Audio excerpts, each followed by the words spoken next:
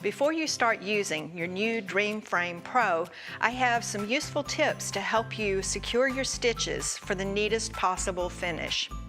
How you choose to finish and secure the end of a line of quilting may depend on how the project will be used.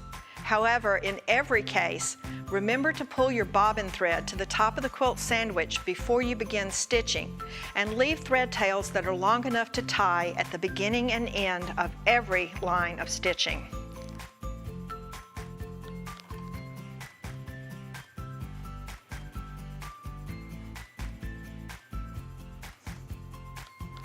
Then I'm going to use my needle up and down, moving the machine just a tiny bit so that I can make a series of about 3 back stitches before I start quilting.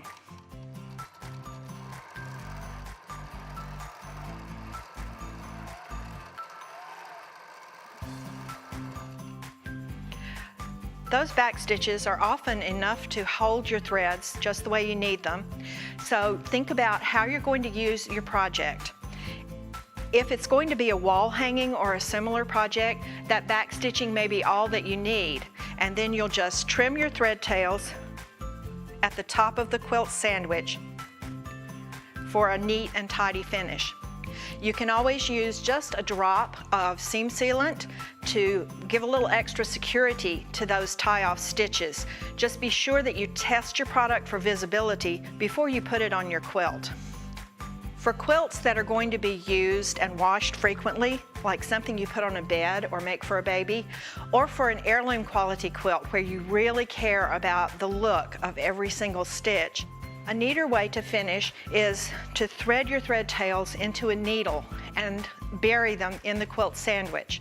Now, I'm cheating a little, I'm demoing this with the quilt right side up. You really want to do this on the back side of your quilt to make it as invisible as possible.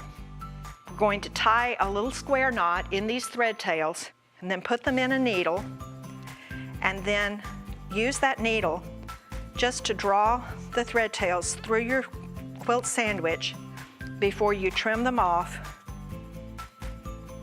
right at the top of the quilt, or it will be the back of the quilt when you're using it. So think about how you're using your quilt and choose whichever of these methods works the best for you.